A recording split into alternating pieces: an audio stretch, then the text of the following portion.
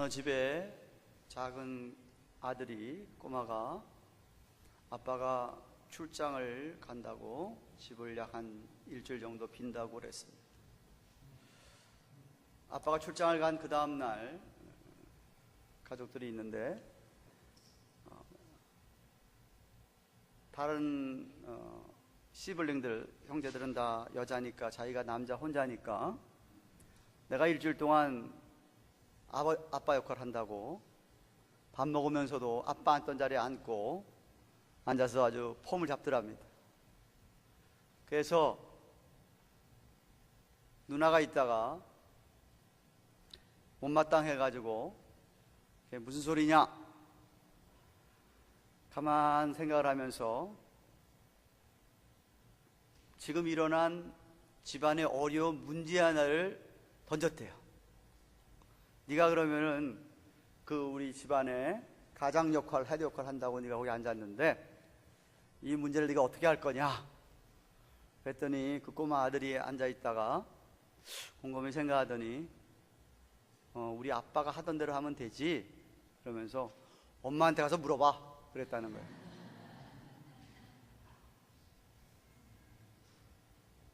오늘날 시대의 가정의 모습을 잘 보여주는 한 장면이 아닌가 생각합니다. 제가 목회를 하면서 목사로서 영적인 일에 받는 질문 가운데서 많은 것 가운데 하나가 이 남자와 여자와의 관계, 남자와 여자의 역할, 그 문제에 대해서 질문을 많이 받습니다. 왜냐하면 세상에는, 저 바깥 세상에는, 세상 사회에는 여자들이 남자들 모양, 아니 남자들보다 더 뛰어나게 앞에 나서서 일하는 경우가 많아졌기 때문입니다.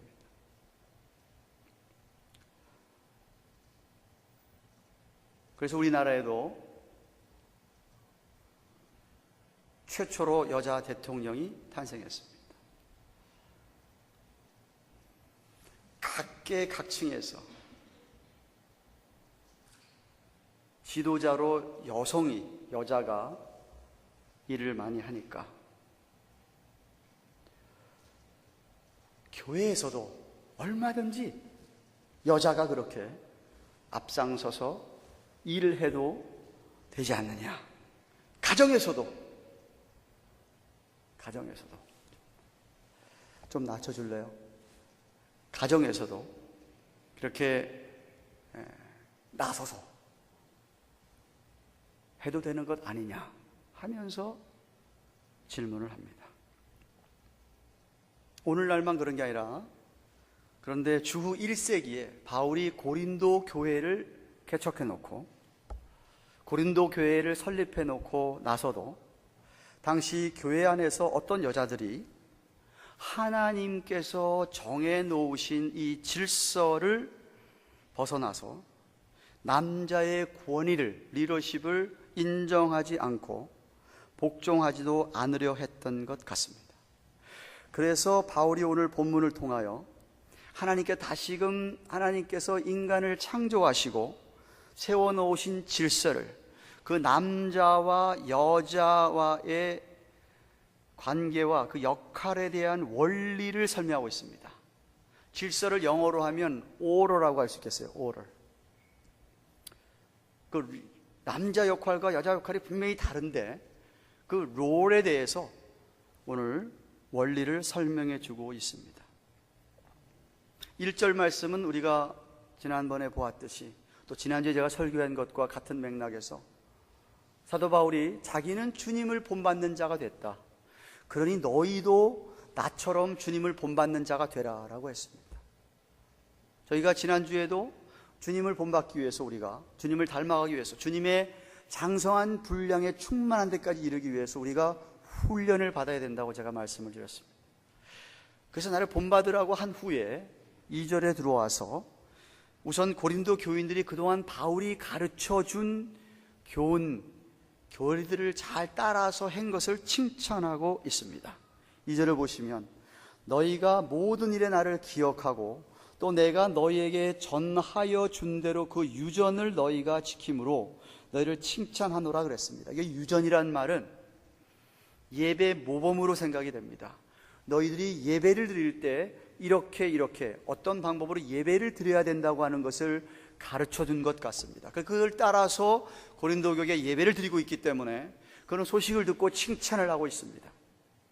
예를 들면 유대인들은 희생 제사 제물 소나 양을 가지고 와서 아직도 그렇게 제사를 드리면서 하나님 앞에 예배를 드리는데, 예수님께서 단번에 희생 제물로 돌아가셨기 때문에 더 이상 그런 건 필요 없으니까 그렇게 예배 드리는 건 아니다. 또는 이방 신전에서 이방 신을 섬기고 제사하는 사람들처럼 그런 제사 방법을 따라서는 안 되기 때문에 그런 것이 아니라 너희는 내가 가르쳐 준 대로 예배를 이렇게 드려야 된다고 하는 예배에 관한 교리를 그들이 잘 따라서 했다 이 말입니다. 어떻게? 오늘날 우리들이 드리는 예배처럼 그 예배에는 하나님 향한 찬송이 있고 기도가 있고 신앙 고백이 있고 설교를 듣는 시간이 있고 헌금하는 시간이 있고 그리고 성만찬하는 그런 시간들 있는 이런 방법을 가르쳐 준 대로 그들이 잘 따라서 했기 때문에 칭찬을 하고 있습니다. 그런데 문제가 있었는데, 문제가 뭐냐 하면 하나님께서 정해 놓으신 이 남자와 여자의 역할에 대하여 바로 이해하지 못하고 있었습니다. 그래서 3절 말씀을 보십시오. 너희들이 잘 지키는 거 좋은데 그러나 나는 너희가 알기를 원하노니 각 남자의 머리는 그리스도요 여자의 머리는 남자요 그리스도의 머리는 하나님이시라고 했습니다. 한번 따라 할까요? 각 남자의 머리는 그리스도요 여자의 머리는 남자요 그리스도의 머리는 하나님이시라. 자, 여기서 여러분이 중요한 원리를 캐치업하셔야 됩니다.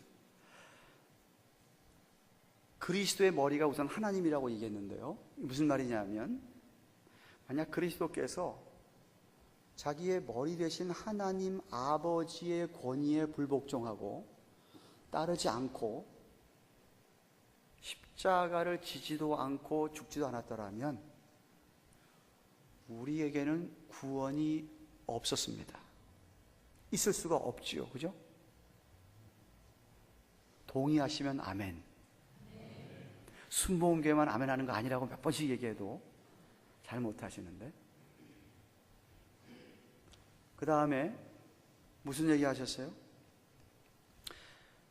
그리스도가 각 남자의 머리라는 말은요, 여기 각 남자는 male에 대한 얘기보다도 all human beings, 모든 사람을 얘기하는 거예요. 모든 사람의 머리는 그리스도인데 모든 사람이 그리스도가 주되심, 구세주 되심의 권위와 거기에 복종하고 순종하지 않으면 그 사람은 영원히 멸망받게 되어 있습니다. 지옥의 고통을 당하게 되어 있습니다. 모든 사람이 그리스도, 머리 대신 그리스도에 복종하지 않으면, 그 권위를 인정하고 뜻을 따르지 않으면. 마찬가지로 여자의 머리가 남자인데 여자가 남자의 권위를 인정하지 않고 불복종하고 그러면 그 여자는, 그 여자가 속한 공동체는 망하는 거예요. 적어도 하나님 보시는 눈에서는 잘못돼 가는 겁니다. 제가 원래 분명히 설명했지 않습니까? 그리스도께서 하나님 아버지께 권위에 복종하지 않았더라면 어떻게 됐을까? 모든 사람이 그리스도 주 되신 주님께 복종했으면 어떻게 됐을까? 마찬가지로 여자의 머리가 남자라 그랬는데 여자가 남자의 권위를 인정하지 않고 마음대로 하면 어떻게 될 건가? 머리라고 여기 하는 헬라의 말에 케팔레이라는 말은 authority, 권위를 얘기하는 겁니다. 머리가 온 몸의 각 부분을 갖다가 머리가 다스리고 주장하고 지배함을 얘기하는 겁니다. 그래서 조금 더 구체적으로 제가 3절 말씀을 설명을 하면 그리스도가 모든 성도의 머리다 그랬어요. 그 핏값을 지불하고 사셔서 구속하셨습니다. 우리 믿는 사람뿐만 아니라 사실은 모든 사람의 주권자가 되시는, 머리가 되시는 분입니다. 마태복음 28장 18절에 하나님께서 예수님에게 하늘과 땅의 모든 권세를 그에게 줬다고 그랬습니다. 그래서 그 주님께 모든 인간은 복종해야 합니다. 또한 에베소서 1장 22절 23절에 하나님께서는 이렇게 얘기합니다. 만물을 그 발 아래, 그리스도의 발 아래 복종케 하시고 그를 만물 위에 교회의 머리로 주셨습니다. 그 교회가 그 예수 그리스도의 몸이니 만물 안에서 만물을 충만케 하시는 자의 충만이라 그랬습니다. 모든 사람에게 다 동등하세요. 공평하시고 평등하세요. 갈라디아서 2장 3장 28절 29절입니다. 남자나 여자나 분명히 밝혔어요. 남자나 여자나 종이나 자유인이나 주인이나 어른이나 아이나 배운 사람이나 못 배운 사람이나 돈 많은 사람이나 돈 없는 사람이나 하나님 앞에서는 차이가 없습니다. 그러니까 그런 각도에서 제 설교를 들으면 여러분이 설교를 전부 잘못 듣고 계시는 것이고 하나님 말씀 제대로 이해하지 못하고 있는 거예요. 하나님 아버지 앞에서 다 똑같이 하나 다 인간입니다. 그런데 남자의 역할과 여자의 역할이 다르다는 거예요. 하나님께서 남자에게 권위를 부여하셨고 남자가 리더가 되게 하셨다 이 말이에요.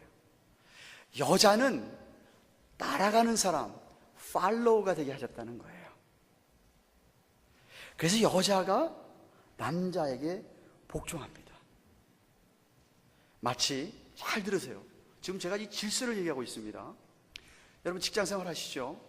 직장에서 여러분의 보스가 있습니다. 근데 아무리 생각해봐도 보스보다 자기가 더 능력이 탁월해요. 더 많이 알아요. 더 능력이 많아요. 더 똑똑해요. 그렇다고 해서 여러분이 보스를 무시하고 여러분 마음대로 하면 어떻게 되죠? 그 직장 망합니다. 그잖아요? 군대에서도 마찬가지죠. 자기 위에 상사가 있는데 상사보다 자기가 훨씬 더 총도 잘 쏘고 태권도 잘하고 능력이 많아요. 그렇다고 해서 상사 무시하고 질서 무시하고 자기가 나서서 해요? 말이 안 되죠. 나라도 마찬가지입니다. 나라도 대통령을 하나님이 세우셨어요. 사람들이 다 뽑아놨지만 하나님이 세우시는 거라고 성경은 얘기하는데 대통령보다 훨씬 똑똑한 장관들이 있고 똑똑한 부하 직원들이 있을 수 있어요. 그런데 내가 더 똑똑하다고 대통령 제껴놓고 자기가 마음대로 해요? 그 나라는 망하는 나라죠. 가정에서도 마찬가지고 교회에서도 마찬가지입니다. 교회에 하나님께서 목사와 장로 세우셨어요. 목사나 장로보다 성경을 훨씬 더 많이 알고 기도도 훨씬 더 많이 하고 영성도 탁월한 분이 분명히 있을 수 있어요. 그런데 그렇다고 해서 당신이 나와서 목사를 하면서 인도해요? 그 교회는 망할 교회죠. 동의하면 아멘. 아멘 좀 하라니까. 집에서도 마찬가지예요. 분명히 부모하고 자식 간에 그렇죠. 부모와 자식을 하나님이 부모를 만들어주고 자식을 만들었으면 부모와 자식 간에 오로리 질서가 있잖아요. 아, 내가 부모보다 더 똑똑하고 낫다고 자기가 부모 역할을 해요? 말이 안 되잖아요. 근데 그런 건 말이 안 되는데 부부 사이는 말이 돼. 부부 사이에는 여자가 남자보다 똑똑하다고 잘 배웠다고 능력 있다고 돈도 더 많이 번다고 자기가 남자 마냥 나서서 리더한다고 그런 거는 그건 아니라는 거지. 그러면은 그 가정은 이미 무너진 가정이라는 거예요. 아멘 안 하네.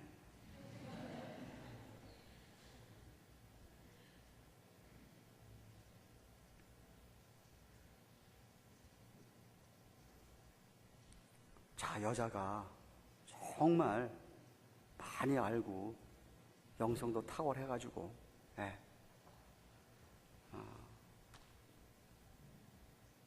훨씬 뛰어난다 하더라도 진짜 영적으로 성숙하면 자기를 알고 자기의 역할을 알고 본문을 알아서 남자에게 리드하도록 인도해야죠. 따라가야죠. 그게 성숙한 사람이죠. 이 진리를 에베소서 5장 22절부터 33절까지 결혼식 주례할 때마다 많이 듣는 설교 본문에 그리스도와 교회와의 관계를 신랑과 신부, 남편과 아내의 관계로 설명을 해주고 있지 않습니까?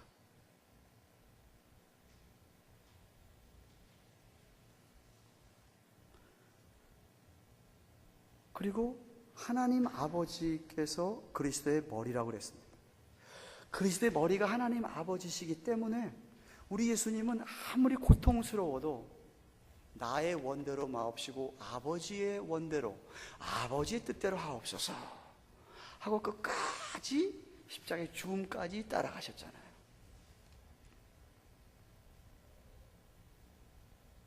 성육신 하셔서 인간의 몸으로, 하나님이신데 인간의 몸을 입고 이 땅에 오시기 전에도 그랬고 성육신 하셔서 이 땅에 오셔서도 그랬고, 아니 부활 승천하셔서 하나님 보좌 우편에 앉으셔서도 하나님 아버지의 권위를 인정하시는 분이에요. 본질적으로 같은데, 본질적으로 예수님도 전능하시고 전지하시고 모든 걸 못하실 분이 없으시고 그러신 분이심에도 불구하고 말입니다. 질서,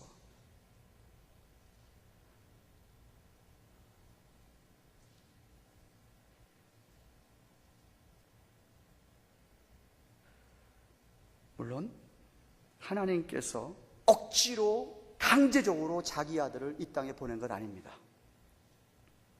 정말 아들을 사랑하지만 우리 인간들도 사랑하기 때문에 아들을 보내신 거예요.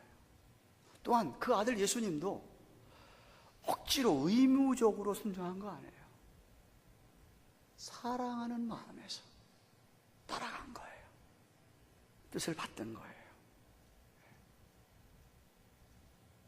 마찬가지로 남자도 하나님께 주신 이 권위를 사랑으로 나타내는 거지 무슨 독재자처럼 김일성처럼 강제적으로 야 너 들어 안 들어 너 죽여 이거 아니라 이거죠.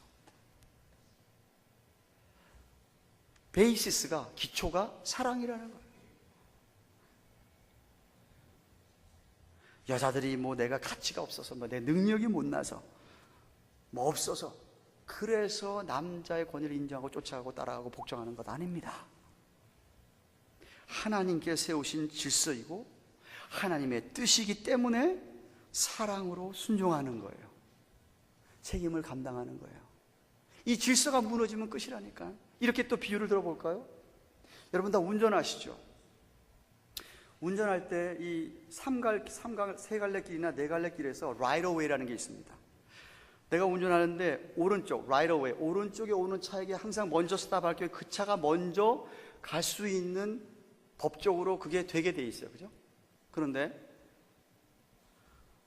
내가 현대 릴란트를 타고 다녀요. 조그만 차. 근데 18휠러 큰 트럭이 있어요. 근데 내가 right away에 있는데 큰 트럭이 자기 등치 크다고 먼저 가버리면 어떻게 되죠? 폴리스가 와서 딱지 매겨요. 세워놓으신 법을 어긴 거예요. 그런 차원에서 이해를 하셔야 된다 이 말이죠. 여러분 콜트에 가보셨어요? 법정에? 아니면 로우 앤 오레라는 그 TV 드라마 보셨어요? 로하고 오롤이 같이 가요. 그게 무슨 소리인지 아세요? 저지가요, 변호인이나 이런 사람이 자기 너무 억울해가지고 막 콜트를 어지럽혀요. 막 반항하고 막 그러면 어떻게 하죠? 판사가 그럽니다. You contempt court 그렇게 얘기합니다. 그래서 당장 수갑채워서 나가라 그래요. 이 콜트의 질서를 어지럽혔다는 거예요. 하나님이 세워놓으신 질서예요. 질서. 제가 지금 그 얘기하고 있습니다. 아니, 제 얘기 아니죠. 성경 지금 얘기하고 있는 거죠. 바울이 지금 그 얘기하고 있는 거예요. 그 이야기를 이 고린도 교회에 적용하도록 4절에서 6절까지 한 예를 들고 있어요. 4절에서 6절 말씀 보십시오. 자, 무릇 남자로서 머리에다가 무엇을 쓰고 기도나 예언을 하는 자는 그 머리를 욕되게 하는 것이요, 무릇 여자로서 머리에 쓴 것을 벗고 기도나 예언을 한다고 한다면 그 머리를 욕되게 하는 건데, 이거는 머리를 민 것과 다름이 없다. 만일 여자가 머리에 쓰지 않거든 깎아버려서, 깎거나 미는 것이 여자에게 부끄러움이 되면은 써라 라고 이야기합니다. 여기 기도라고 하는 것은 하나님에게 사람들에 대하여서 말하는 게 기도고요, 예언이라는 것은 사람들에게 하나님께서 말하는 것을 말하는 게 예언입니다. 그렇죠? 이게 지금 성경이 다 완성되기 전에, 그죠? 그때는 그렇게 다들 하나님 말씀 받아서 예언하기도 하고 있었던 말씀을 풀어서 설명하는 것 다 예언이라고 얘기했어요. 그런데 여자는 머리를 썼는데, 머리를 이렇게 베일 같은 거로 가렸는데, 남자는 안 가리는 것이 그 당시에 고린도시의 커스텀이었어요. 관습이었어요. 물론 의미가 있기 때문에 그렇게 하겠죠. 그런데 뭐라고 얘기하냐면, 남자가 만약에 머리에다가 못 쓰면 그건 수치스러운 거고, 여자가 안 쓰면 또 그것도 수치가 된다. 안 쓰는 것은 머리를 깎아버리는 거나 아예 미는 것과 같다.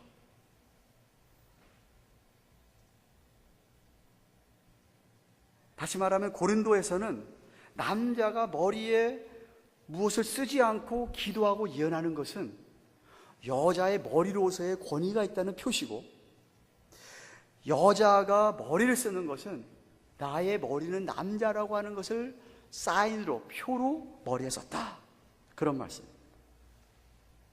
이런 상징적인 베일이 오늘날까지도 저 중동 지방에서는 중동 여자들이 머리를 이렇게 가리고 얼굴 가리고 뭐 쓰는 거 보셨죠? 그게 여기까지 내려오는 건데, 물론 다른 의미에서 그분들이 머리를 가리는 것은요, 내 남자 외에는 자기 얼굴을 안 보여준다는 의미에서 머리를 가린답니다. 얼굴을 가린다.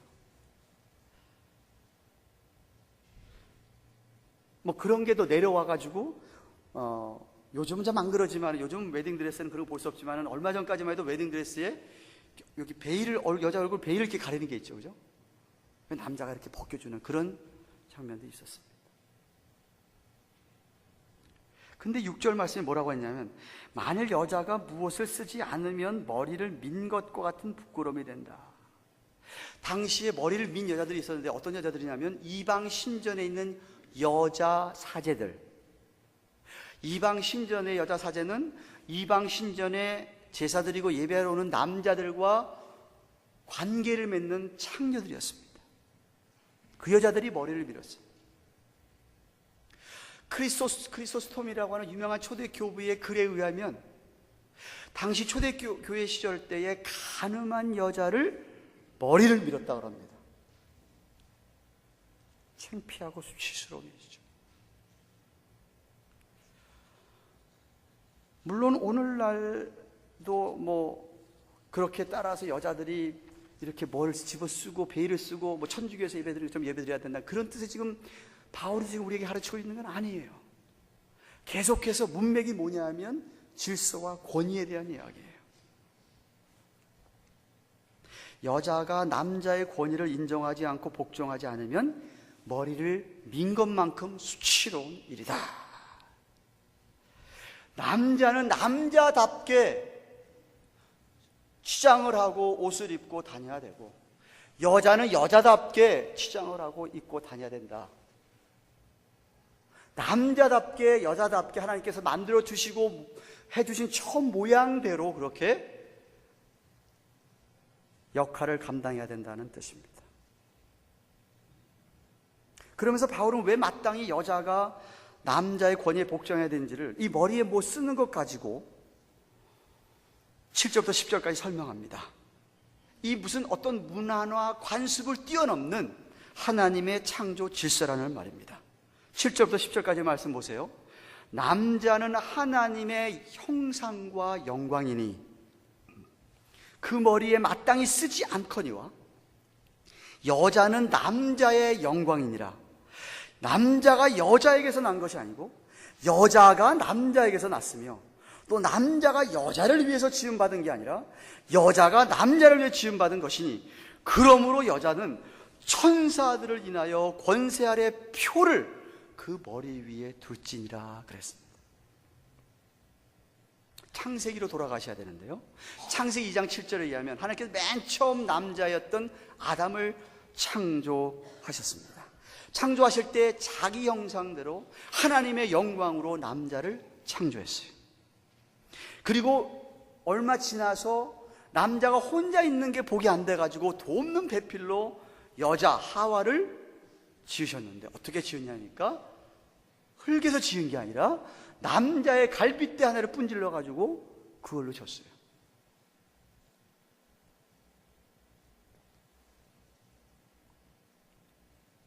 물론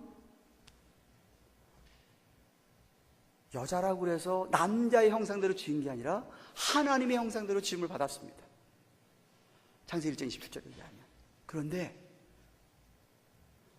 남자의 영광은 하나님께서 직접 창조하셨기 때문에 곧 하나님의 영광인데 여자의 영광은 남자라는 거예요. 남자라는 거예요. 그래서 하나님께서 남자는 직접 흙으로 창조하신 놀라운 하나님의 영광 자체이지만 여자는 하나님이 남자로부터 창조한 놀라운 영광, 남자의 영광이다, 이런 말씀. 그렇기 때문에 예배 중에 교회 안에서 여기 천사들 얘기하잖아요. 메신저들, 천사들이 예배 볼 때 우리만 예배 보니까 천사들이 같이 예배를 보는데 그런 천사들이 보는 앞에서도 표시로 여자는 머리를 쓰던가 머리를 길게 하는 것을 지금 얘기하고 있는 거예요. 표시로.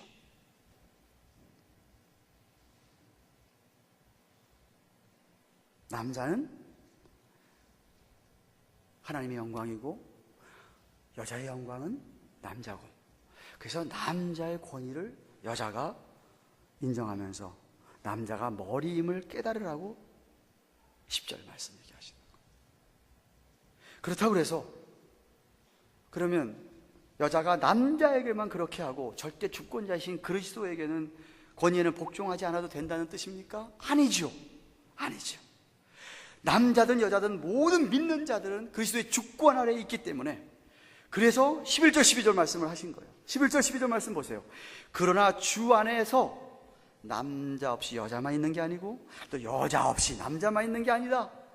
여자가 남자에게서 난 것 같이 남자도 여자로 말미암아, 이 말은 어머니들로부터 나지 않았느냐? 모든 것이 하나님께로 났느니라 그랬습니다. 그러니까 주님 안에서 서로 다 보완적으로 서로 협력해서 팀워크를 이루어가면서 주님의 영광 위에 하나님의 영광을 위하여서 부부가 함께 일할 것을, 함께 가정을 이끌어 나갈 것을 얘기하고 있는 거예요.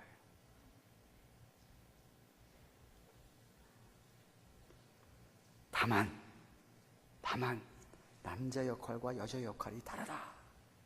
다른 것을 좀 깨닫고 그것을 받아들이고 인정하고 그것에 균형을 이루면서 아름다운 화음을 만들어내라, 이 소리입니다.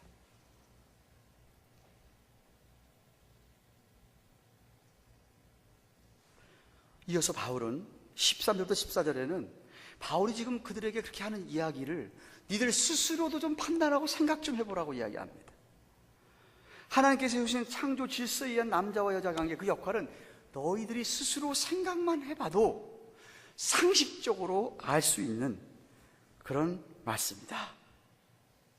본능적으로, 본성적으로 여자가 머리를 밀고 다니면 그건 부끄러운 것 아니냐 이거죠. 본능적으로 남자가 머리를 여자처럼 길게 하고 다니면 그거 부끄러운 것 아니냐 이거죠.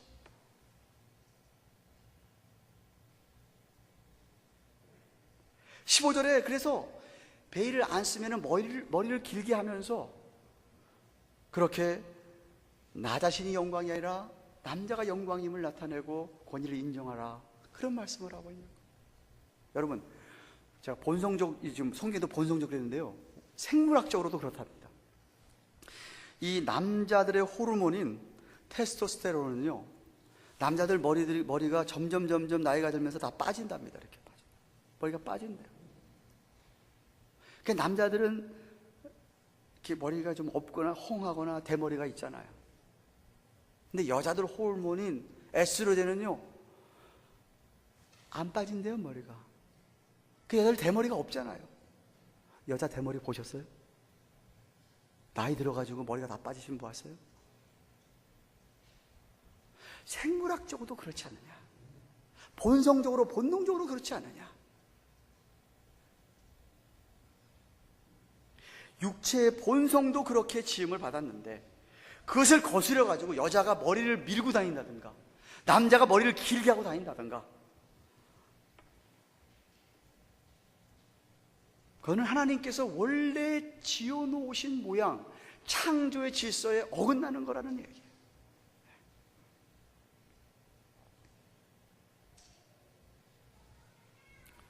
설교를 들으면서 어떤 여자들은 속으로 그럴지도 모르겠습니다. 목사님, 남자가 뭐 남자 같아야 그러지. 남자 따라가다가 망하게 생겼는데도 따라가요? 억울해 죽겠는데? 잘못 가고 있는데도 따라갑니까? 권위 인정하면서.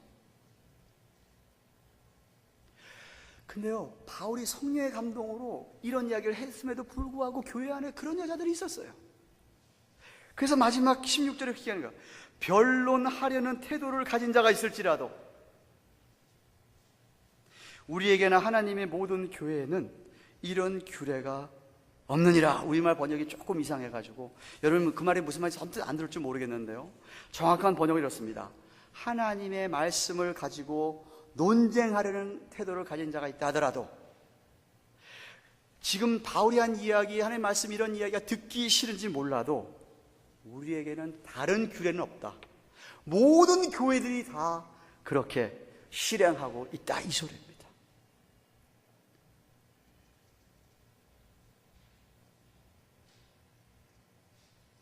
워낙 오늘날 세상이 타락하고 부패해서 하나님이 이런 창조 질서와 규례를 따르지 않는 여자들과 그런 여자들에게 동조하는 못난 남자들 때문에 교회 안에서조차 여자들이 남자의 권위를 인정하지 않고 복종하지 않습니다.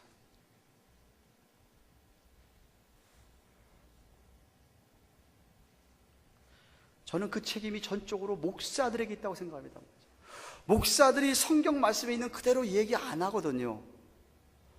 얘기했다가 아이고 이렇게 얘기했다가 저 권사님 삐지면 어떡하나, 교회 안 나오면 어떡하나, 이 말씀 이렇지만 여자들 다 지켜주고 세워주고 이래야지 될 텐데 하면서 성경 말씀을 그대로 이야기하지 않기 때문에 여자들이 자기의 역할과 자기의 주제를 모르는 거예요.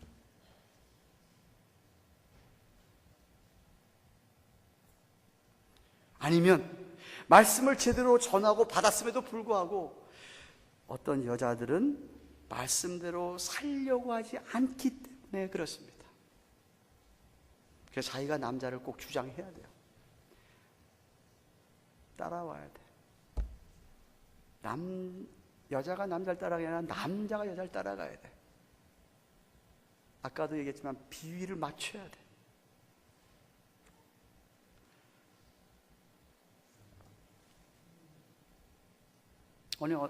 어저께 어느 분하고 얘기하는데 그러더라고요.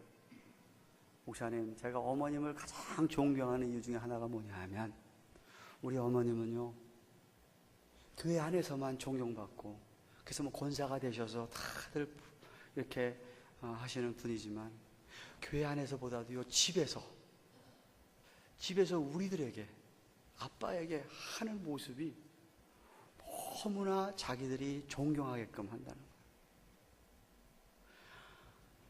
엄마가 훨씬 더 믿음이 탁월하더라. 아버지한테 한 번도 큰 소리 내본 적이 없대요.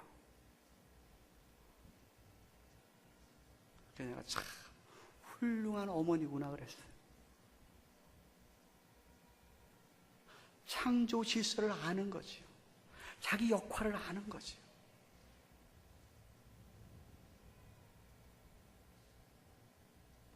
아니면 남자들이 사랑으로 권위를 세우지 않고 예수님처럼 무지막지하게 강제적으로 여자를 누르려 하고 여자를 따라오라고 하기 때문에, 그래서 이러한 아름다운 질서가 가정에서든 교회에서든 잘 안 세워지는 것이 아닌가 생각을 합니다. 리더십이 없다는 얘기죠, 한마디로 얘기해서. 말씀 뵙습니다. 사랑하는 여러분, 정말 우리 교회의 남자들은 성경의 가르침대로 예수님을 본받아 사랑으로 여자들을 다스리고 리드하는 여러분 되시기를 축원합니다. 그리고 여자들은 성경의 가르침대로 남자들의 권위를 인정하고 따라가시는, 복종하시기를 바랍니다. 때로는 남자들이 여러분보다 더 부족하고 못난 점이 많다 하더라도 말입니다, 최소한도 하나님이 바라시는 질서, 오를, 그거는 되고 있잖아요. 그런 공동체, 그런 가정을 하나님께서 기뻐하시고 영광을 받으실 것입니다. 그런 교회가, 그런 가정이 하나님 보시기에 올바른 교회요, 가정입니다. 물론 다 주 안에서입니다. 이거 지금 주님을 벗어난, 말씀을 벗어난 것 지금 얘기하고 있는 거 아니에요. 다 주님 안에서입니다. 남자든 여자든 모두가 하나님 안에서 그 영광을 위하여 균형 있게 역할을 잘 감당하면서 아름다운 하모니를 만들어내시기를 축원합니다.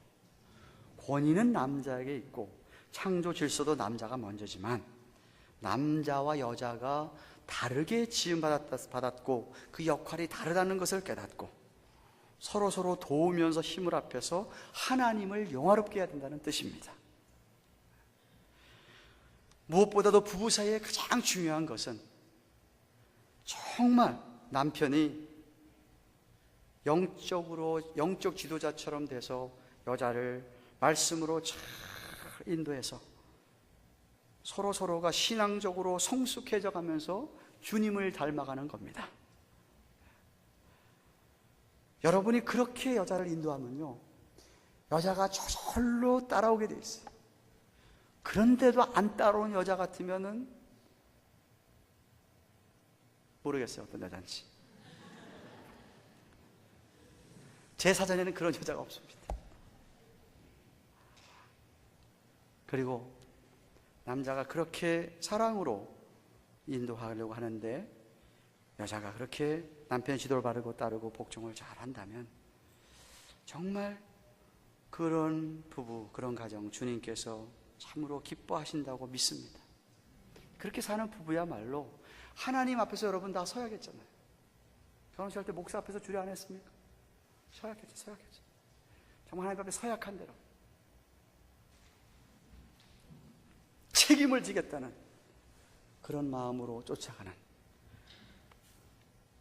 참 그런 은혜가 우리 교회 위에, 여러분 가정 위에 넘치기를 주님의 이름으로 축원합니다. 같이 한번 기도하겠습니다.